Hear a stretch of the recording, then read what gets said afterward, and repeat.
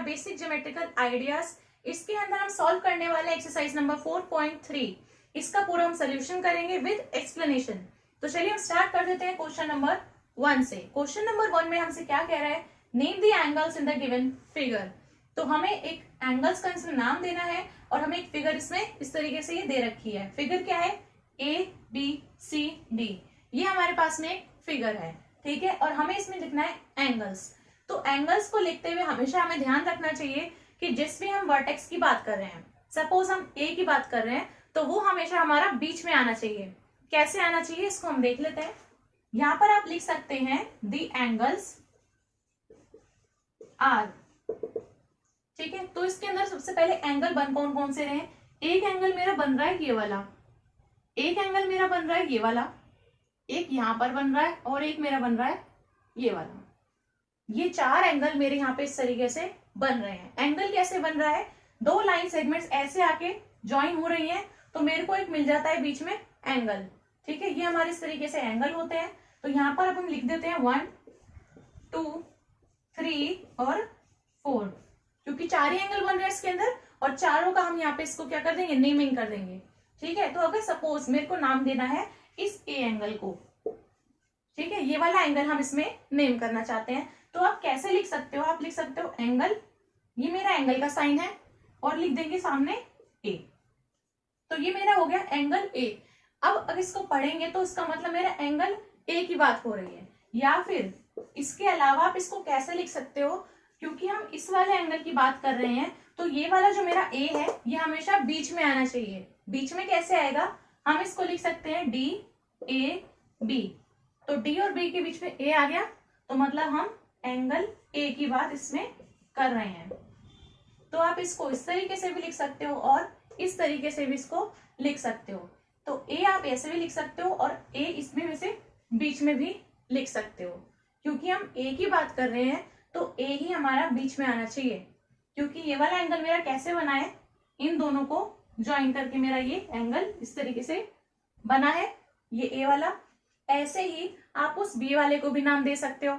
B वाले angle को आप लिख सकते हो एंगल बी, सिंपल आप ऐसे लिख सकते हो। या फिर आप इसको कैसे लिखोगे, ये क्योंकि हम इस वाले एंगल की बात कर रहे हैं अब, तो ये हमारा किस में आना चाहिए, बीच में आना चाहिए। बीच में कैसे आएगा, अब इसको लिख दो ABC, तो ये मेरा हो गया एंगल ABC, ठीक है। तो इस वाले एंगल की नेमिंग हो गई, इस वाले एंगल की भी हमने नेमिंग कर दी। अब हम चले जाते हैं एंगल C पे। तो अभी तक हमने कैसे नेमिंग करी है, DAB, इसके लिए ABC, अब इसके लिए BCD, इस तरीके से नेमिंग करेंगे। तो एंगल C लिख सकते हैं इसको, और क्योंकि अब हम एंगल C की बात कर रहे हैं तो मेरा C बीच में आना चाहिए यहाँ पे, और इस तरफ आएगा B, और इस तरफ क्या आएगा, एक तरफ B है एक तरफ D है, इस तरीके से लिखते हैं। तो आप देख सकते हो एक बार एक बीच में आया है, एक बार B बीच में आया है, और एक बार C बीच में आया है। अब कौन सा एंगल बचा है, एंगल D बचा है। एंगल D को आप लिख सकते हो इस तरीके से, एंगल D, और इसको लिख सकते हो CDA, एंगल CDA। तो ये हो जाते हैं इनके नेम्स। आप सीधा लिख सकते हो ABCD इस तरीके से, या फिर आप लिख सकते हो DAB, इस वाले का नाम हो गया, ABC इस वाले एंगल का नाम हो गया, और BCD इस वाले एंगल का नाम हो गया, बचा D तो CDA। इस तरीके से हम इसमें चल रहे हैं 4 एंगल्स के लिए। तो ये हो जाते हैं इनके नेम्स, तो आप इनको लिख सकते हैं, यही इनके आंसर्स हैं।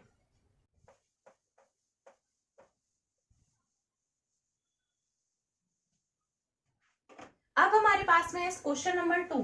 क्वेश्चन नंबर 2 के अंदर ये पूछ रहा है, इन द गिवन फिगर, इस फिगर के अंदर नेम करने हैं हमें पॉइंट्स, ठीक है। जिस तरीके से हमसे पूछा गया उस तरीके से हमको पॉइंट्स को नेम करना है। सबसे पहला हमसे पूछा है in the interior of angle DOE, तो एंगल कौन सा है, DOE। अब इस फिगर के अंदर हमें ये ढूंढना है, तो एंगल DO है, आप देखो कहां पर है, DO ये रहा और E ये रहा, तो मतलब ये इस वाले एंगल की बात कर रहा है यहाँ पे। तो इसने पूछा क्या है, in the interior of, interior होता है अंदर, एक्सटीरियर होता है बाहर, ठीक है। तो हमें पॉइंट्स को नेम करना है, या तो एक ही हो सकता है फिर से ज्यादा भी हो सकते हैं, क्योंकि इसने ब्रैकेट के अंदर S लिखा है। तो हम इंटीरियर देख लेते हैं, इंटीरियर वाला पोर्शन इसके अंदर कौन सा हो गया, ये वाला पूरा पोर्शन, तो DOE के अंदर अब हमें बताना है कितने पॉइंट्स इसमें आ रहे हैं। तो DOE में ये A पॉइंट आ रहा है, क्योंकि ये जो B है, O है, ये सब तो इस लाइन के ऊपर आ रहे हैं, लेकिन इन एंगल के अंदर कौन सा आ रहा है, सिर्फ A आ रहा है। तो इसका आंसर आप लिख सकते हो पॉइंट A। इसका आंसर क्या हो जाएगा, पॉइंट A। अब सेकेंड हमसे क्या बोल रहा है, इन द एक्सटीरियर। एक्सटीरियर मतलब उससे बाहर की चीज की बात कर रहा है। एक्सटीरियर ऑफ एंगल EOF, तो यानी एंगल EOF के बाहर कौन कौन से पॉइंट्स हैं उनको हमें नेम करना है। एंगल E ये रहा, O ये रहा और F ये रहा। तो मतलब अब ये इस वाले एंगल की बात कर रहा है। अब इस वाले एंगल के बाहर जो जो भी पॉइंट्स पड़ रहे हैं उन सबको आप यहाँ पे लिख सकते हो। अब इस EOF के अंदर वाला जो पोर्शन है ना वो ये है, ठीक है। इसके अंदर का पोर्शन तो ये वाला हो गया है पूरा। तो इसके जो बाहर बचे हुए पॉइंट्स हैं वो सारे आप यहाँ पे इस तरीके से लिख सकते हो। तो यहाँ पर अब देखो ये C पॉइंट इसके बाहर आ रहा है इस एंगल के, तो C इसका आंसर है। अब ये जो A पॉइंट है ये भी इसके बाहर आ रहा है, तो आप ये भी लिख सकते हो। और ये जो D पॉइंट है, अब ये इस वाले एंगल की बात कर रहा है, इस वाले की एंगल की बात नहीं हो रही है, तो D भी इसका आंसर है। तो आप इसके अंदर लिख सकते हो पॉइंट A इसका आंसर है। इसके अंदर क्या आंसर हो गया, point C, point T, point A। ये तीनों पॉइंट जो है ये इस एंगल के एक्सटीरियर में है। अब ये हमसे क्या कह रहा है, C में पूछ रहा है on angle EOF, angle EO और F के ऊपर कौन कौन से पॉइंट्स हैं। तो एंगल EOF तो ये पूरा एंगल हो गया। अब पॉइंट्स आप देख सकते हो, E भी एक पॉइंट है, B भी एक पॉइंट है, O भी एक पॉइंट है और F भी एक पॉइंट है। ये चारों पॉइंट इस एंगल के ऊपर आ रहे हैं, तो आप ये चारों यहाँ पे लिख सकते हो। E है, O है, B है और F है। तो ये इसका आंसर है। सेकंड का ये है, थर्ड का ये है।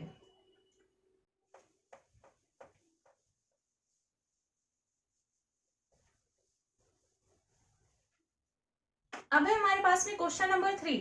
क्वेश्चन नंबर 3 में है draw rough diagrams of two angles such that they have. तो हमें दो एंगल्स को इस तरीके से यहाँ पे एक रफली ड्रॉ करना है जिससे कि उनमें एक पॉइंट आए कॉमन में। तो फर्स्ट में हमसे कह रहा है 1 पॉइंट इन कॉमन हो, सेकंड में कह रहा है उसमें 2 पॉइंट्स कॉमन में हो दोनों एंगल्स में, उसमें कह रहा है 3 पॉइंट्स कॉमन हो और इसमें कह रहा है 4 पॉइंट्स कॉमन हो। तो दो एंगल्स हमें इस तरीके से ड्रॉ करने हैं जिससे कि उनमें से एक पॉइंट जो है वो उन दोनों में आए, तभी तो वो कॉमन होगा उन दोनों में। तो फर्स्ट वाले में हम किस तरीके से ड्रॉ कर सकते हैं, अब हमें दो एंगल्स को इस तरीके से जोड़ना है साथ में ताकि उनमें से एक पॉइंट जो है वो दोनों में आ जाए। तो पहला एंगल अगर मैं इस तरीके से बना दूं तो इसको नाम दे देते हैं O।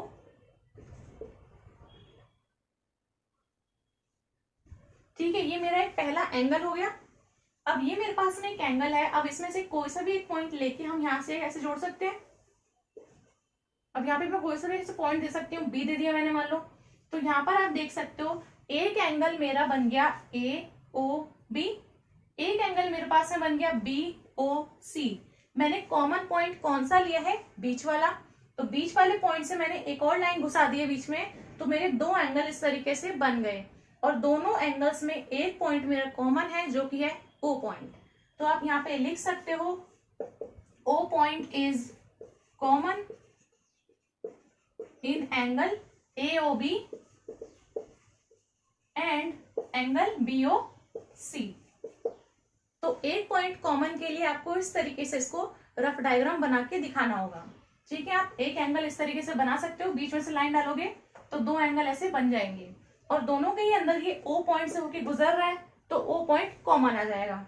ऐसे आप कोई भी नाम दे सकते हो, जस्ट इस तरीके से आपको डायग्राम बना के दिखाना है। अब ये कह रहा है दो पॉइंट्स कॉमन में होने चाहिए। दो पॉइंट्स किस तरीके से कॉमन में हो सकते हैं, सबसे पहले मानो अगर मैंने इस तरीके से डायग्राम बना लिया,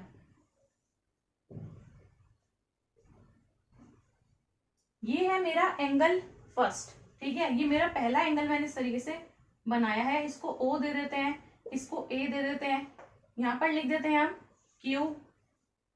ठीक है, अब दो पॉइंट्स मेरे को इसमें से लेने हैं, तो हम कैसे लेंगे, मानो अगर मैंने ये वाला पॉइंट लिया और एक मैंने ये वाला पॉइंट लिया, अब इसी वाली लाइन से मैं स्टार्ट करके एक दूसरा एंगल बना सकती हूँ इस तरीके से।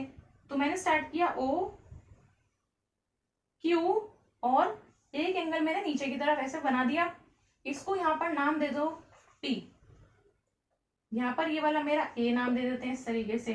अब आप देख सकते हो एक एंगल मेरा यहाँ पर भी बन रहा है ये वाला एंगल भी। अब ये वाला एंगल मेरा यहाँ पर भी बन रहा है। तो क्योंकि अगर हम दो साइड्स कॉमन ले रहे हैं तो आप देख सकते हो दोनों एंगल्स तभी भी बन रहे हैं। एक एंगल मेरा ये है ए ओ, अच्छा यहाँ पर ए हम यूज कर चुके हैं तो उसको बी दे दो नाम, कुछ भी आप नाम दे सकते हो, उससे कुछ फर्क नहीं पड़ता। ठीक है, आपका एक एंगल बन गया ए ओ क्यू पूरा इस वाली लाइन का, और एक एंगल आपका बन गया ओ क्यू और पी का। तो आप देख सकते हो दो एंगल्स को हमने दो कॉमन पॉइंट से इस तरीके से जोड़ दिया है। तो आप नेमिंग किसी भी तरीके से इसकी कर सकते हो, जस्ट आपको क्या करना है, जो एक लाइन है उस पूरी कॉमन लाइन से एक और लाइन इस तरीके से निकाल देनी है। तो दो पॉइंट्स कॉमन के लिए आपको इस तरीके से इस डायग्राम को बनाना है। इसके अलावा आप यहाँ पे स्टेटमेंट में भी लिख सकते हो, आप लिख सकते हो ओ एंड क्यू, मतलब ये वाला पॉइंट और ये वाला पॉइंट जो इसमें भी जा रहा है और जो नीचे वाली लाइन में भी जा रहा है, O and Q are common points in angle. एक हो जाएगा हमारा ए ओ क्यू दे देते हैं ना हम, और एक हो जाएगा हमारा एंगल ओ क्यू पी। तो इस तरीके से आपको ये डायग्राम बनाना है। एक एंगल ऊपर बन गया, एक एंगल नीचे बन गया, बीच वाली लाइन कॉमन आ गई, तो लाइन दो पॉइंट से मिलकर बनेगी, इसलिए मेरे दो ही पॉइंट इसमें कॉमन आ गए। अब वो कह रहा है तीन पॉइंट्स कॉमन होनी चाहिए, तो एंगल तो तीन ही पॉइंट से मिल कैसे बन रहा है, एक यहाँ पे, एक यहाँ पर, एक यहाँ पर। तो तीनों पॉइंट अगर कॉमन हो जाएंगे तो दो एंगल्स बनेंगे कैसे अलग अलग, तो वो तो एक ही एंगल हो जाएगा इस तरीके से। तो दो एंगल्स आपके तीन पॉइंट कॉमन लेके नहीं बन सकते हैं, तो ये पॉसिबल नहीं है। तो थर्ड वाले केस में आप लिखोगे नॉट पॉसिबल। फोर्थ वाले केस में कह रहा है चार पॉइंट्स लेके, तो वो भी पॉसिबल नहीं है। सिर्फ फर्स्ट और सेकंड केस में बनाना पॉसिबल है एंगल्स को। फर्स्ट वाले का आंसर आप इस तरीके से बना सकते हो, कोई भी आप इसमें नेमिंग दे सकते हो, कुछ फर्क नहीं पड़ता इससे, क्योंकि यहाँ पर इसने क्या बोला है, रफ डायग्राम, कुछ भी नाम दे सकते हैं। जस्ट आपका बनना इस तरीके से ये चाहिए। एक आपको सेकंड वाले का इस तरीके से बनाना diagram, third and fourth are not possible. तो ये हो जाते हैं इनके आंसर्स।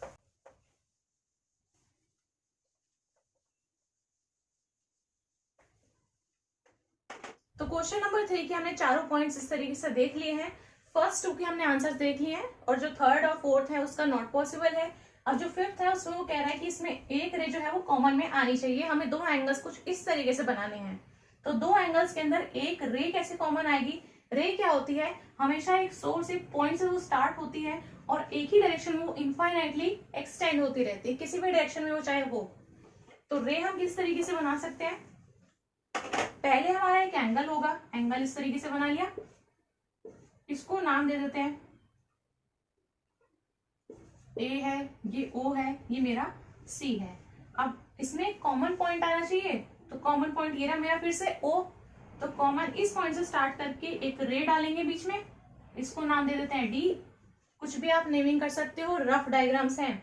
तो ये मेरी क्या हो गई, एक रे हो गई है जो कि कॉमन आ रही है इस एंगल में।